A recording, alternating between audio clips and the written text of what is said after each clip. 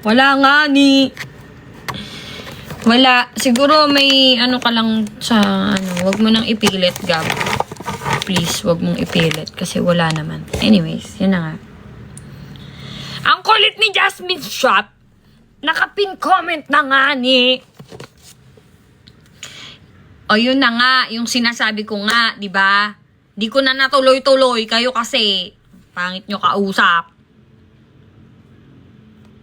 Okay. Ang nangyari, tumawag ako ulit after ilang minutes. Kasi wala pa rin yung manager ko, si Ma'am Mieng, wala pa rin siya, hindi pa rin siya dumarating. Nawawala yung pin. May oras lang ba yan siya? 'Di ba? So, kapag ka ganon, huwag ka na kasi magbasa ng comment, gosh. O, di sorry. O sige, magkukwento ako ng nakapikit. Tapos, ang nangyari kasi, yung, sa taas na lang ako titingin pala. Ano bang nangyari? Nakalimutan ko tuloy. Kulit mo. Diba? Nakalimutan ko! Parang bobo kasi. Tumawag ako ulit. Kasi ayaw mawala, ayaw tumigil. Hindi na ako naka-live lahat-lahat. Wala na akong kasama, hindi ko na kayo karamay. Paano kung poprotektahan yung sarili ko sa masasamang espiritu? Tapos, pray na ako, sabi ko, Lord. Tapos, ginagaslight ko yung sarili ko. Sabi ko, kung may multo man dito, tapos kakausapin niya ako, hindi ko siya maintindihan kasi Arabo siya. In Pilipina ako. So, walang kwenta kung mumultuhin niya ako. So, ayun nga, dumating na. May nagpaakyat ng isang receptionist. Yan, akyat siya, ganyan-ganyan. Tapos, tunog ng tunog, ayaw mawala. Tapos, kakall ko na yung manager ko. Tapos, kumatok na siya. May kumatok na sa door. Ay, hindi, nag-doorbell pa. Ting, ding, gumana na. Tapos, sabi ko, it's gone now. Again. It's gone again. Wow. It's gone again. Sabi niya, yes ma'am, I've been standing here in front of your door for... Ano yung tumutunog? Tumutunog yung cellphone ko. Parang may... Tapos, ayun nga, sabi nung I've been standing here in front of your door for 3 minutes now and basta naririnig daw niya ulit. Naririnig daw niya. O hindi ako nagbabasa ng comments, huwag muna kayo mag-comment kasi nagkukwento ako. Kasi nakakalimutan ko na i-distract ako. Sabi niya, naririnig din daw niya, yung ganyan-ganyan. Tapos, may umakit na isa pa. Tapos, nasa door lang kaming lahat, hinihintay namin bumalik para marinig ng ibang staff. Tapos, nagpatawag na kami ng mechanic, ganyan, parang mechanic-ish. Wow. Tapos sabi niya, ma'am, ganito ganyan, in English pa niya ako. Tapos, pero mukha siyang Pilipino. Sabi ko, are you Filipino? Sabi niya, yes po, ma'am. Tapos yun, nag-explain. Sabi ko, kuya, kanina pa yan may katok ng katok na tatakot-takot lahat-lahat. Hindi ko na alam gagawin. And may proof ako kasi na-video ko. Tapos nakita rin ng mga nanonood sa akin, naka-live ako. Tapos, ang bagal ko magkwento, no? Dami kong detalye. Pero, in detail ko kasi sinasabi sa inyo. Para, di ba, para... Alam niya yung nangyayari. Tapos, it's gone again.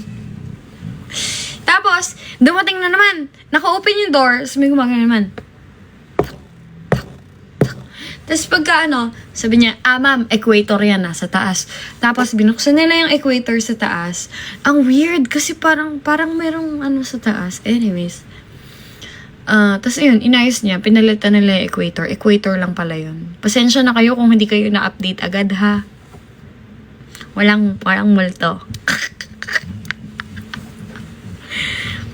Hindi ko din naman alam. Pare-pareho lang din naman tayo kasing di ba?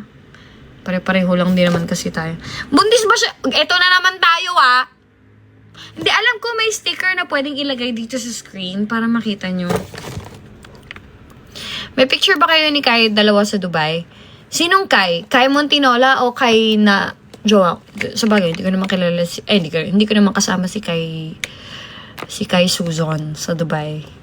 Wala, may pictures kami ni Kai, pero nasa camera eh. Tsaka marami kami, usually. Nag-reply pa ako sa iyo, di ba? Sorry na. Hindi ko na kayo na-update. Wait lang nga, tulungan niyo ako maglagay ng sticker dito kasi napipi ko na talaga ang person. Hindi nga Juntis ang person because pinagtripan nga lang ang person sa It's Showtime dahil yung damit ko ay parang pang Juntis. Kayo na lang kaya magbuntis. Talaga. Hindi talaga. Baby dust ko kayo. Ayan, baby dust sa inyong lahat. Sa lahat na magtatanong, magkakaanak kayo pag nag-comment na naman kayo na Juntis ang person because I am not. I am not!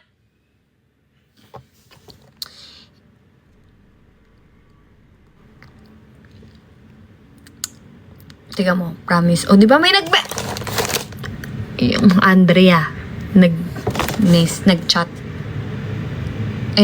Nag-comment. Sabi niya, buntis ka ba?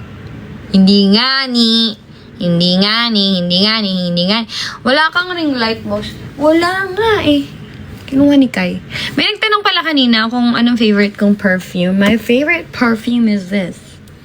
YSL. O, diba? Hindi ba halatang favorite ko to?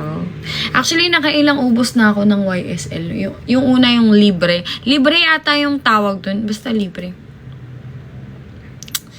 Tapos, cute niya kasi pink. Tapos ang bango niya. Pero mas mabango yung libre kasi parang mas tumatagal yung amoy niya. And parang siyang unisex. And ito yung pangalawa sa favorite ko. This is, ginawa to ni Ate Lassie. Gumagawa siya ng pabango. Tapos ano siya, inspired siya sa Ariana Grande. Ano ba yun? Cloud? Ayun, ang bango. Pero di ko na siya masyadong nagagamit eh. And ito yung yung third pabango.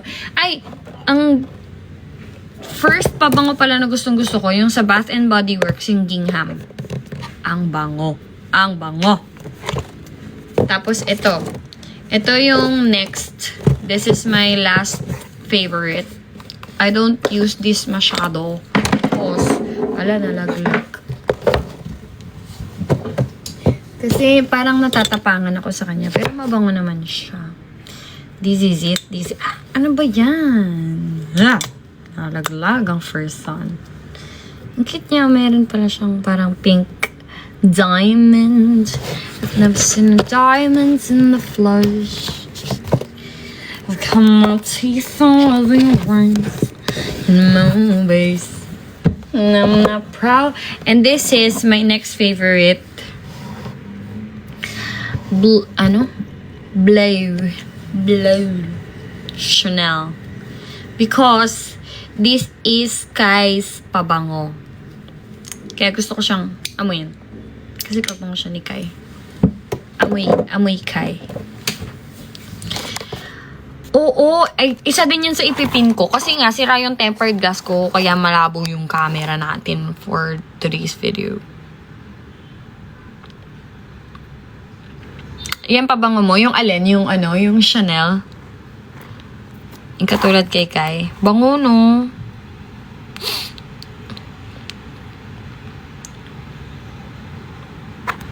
Para man nalaman na masarap pala yung caramel pecan galing Dubai. Sino nag-recommend sa'yo? Walang nag-recommend sa akin. Actually, naglalakad lang kami sa mall ni Ma'am Yeng. Tapos, may mga Pilipina na nag-free taste. Tapos, nag-free taste ako. Tapos, grabe, ang sarap. So, bumalik kami. Actually, hindi nga namin, di ba, usually sa mga mall, kapag alok ng alok yung mga tao, medyo nilalampasan mo na lang. Kasi nga, ang dami nag-aalok. Pero yun, binigyan namin ng chance. Okay, kain namin. Tapos yun, ang saya. Ang sarap. Meron ba nun sa Pilipinas? Kasi wala, ubos na. Ubos na, gusto kong bumili nun. Anong tawag doon? Pecan? Pecan, nuts ba? Ayun, hindi tayo nagtotolerate ng mga manyakis dito. Umalis kayo dito. Sa live na ito.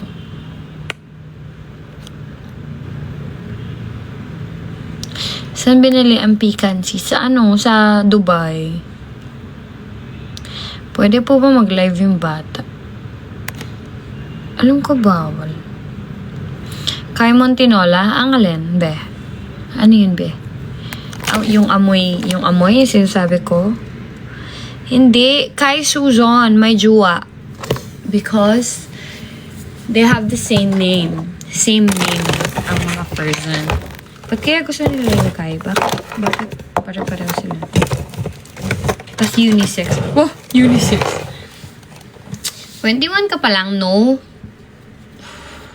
24. I'm turning 25 next month. I'm gonna show you. This is kay Susan. This is my jowa. This is my family. And this is my dog. He died last December 25, 2025. Mismong Christmas Day, iniwan ako ng baby ko. Tapos, meron siyang ganito. Yung footprint. Tapos, meron siyang ano ba yan? Basta merong yung sa balahibo niya.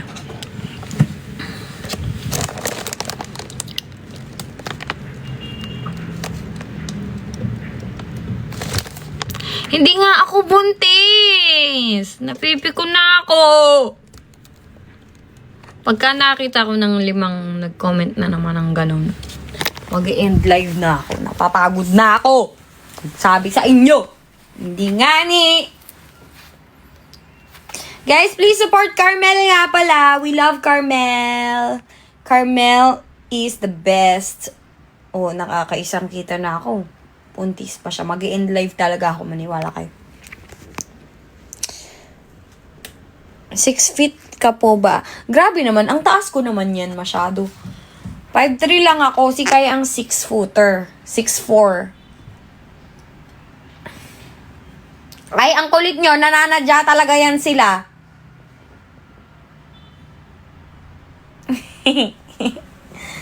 Ay, bahala na kayo dyan. Hindi ko na kayo papansinin.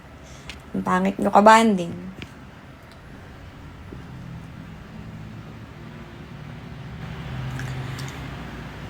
I want you to burn. No. Burn for me, baby. Sino pinakamatangkad sa Showtime? Si Darren. Parang si Darren. Pero para kasing magkano eh. Para kasing magka-height si Darren siya si Ryan. Parang si Darren 6'1", parang ganun. Si Ryan 6 flat. Siya na yung pinakamatangkad.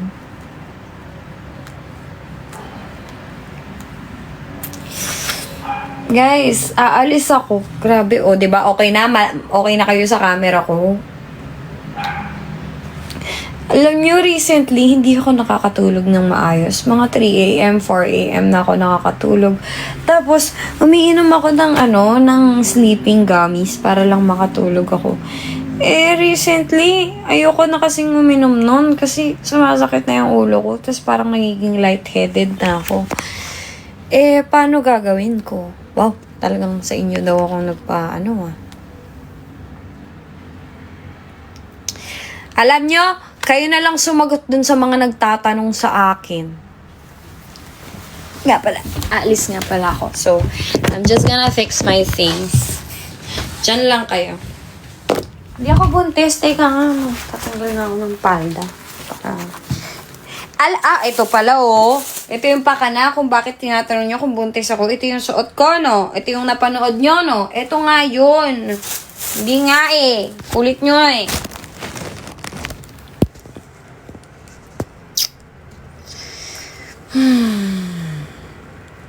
Ayoko nang uminom ng something eh. Ayoko nang uminom ng mga anik-anik para lang makatulog. Gusto ko ng totoong sleep. Kaya nga, inaano ko na hindi ako matulog buong araw para ba antukin ako, pilitin kong hindi matulog, ganun. Para antukin ang person so that I can sleep peacefully on my bed. So, ang gagamitin kong pang spa, ano yun eh, water. So, I'm gonna use this. And then, I'm gonna bring this also.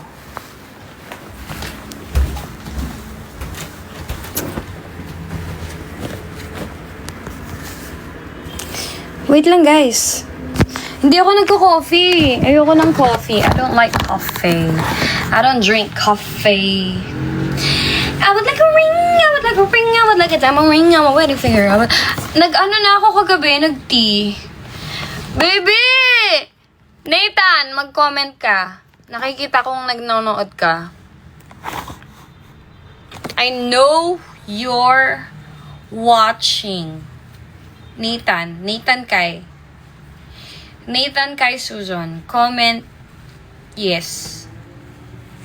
Comment yes if you hear me now. Ba't kasi ayaw mag-comment? Nag-comment siya kanina, sabi niya BBS Carmel. Guys, I'm going now because I'm going to sundo my friend. We're going to the spa. Because we need to relax. Mag-relax muna tayo because we deserve to relax. Okay? Bye, guys! Hindi nga ako buntis, kulit. Pangit yung kabanting. Charot. Bye! Paano ba to?